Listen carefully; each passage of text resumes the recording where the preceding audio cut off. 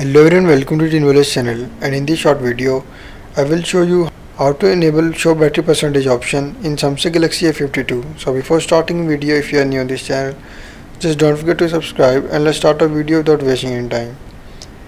So to enable battery percentage, first of all you just need to go to settings and then follow every step as I am showing you in this video.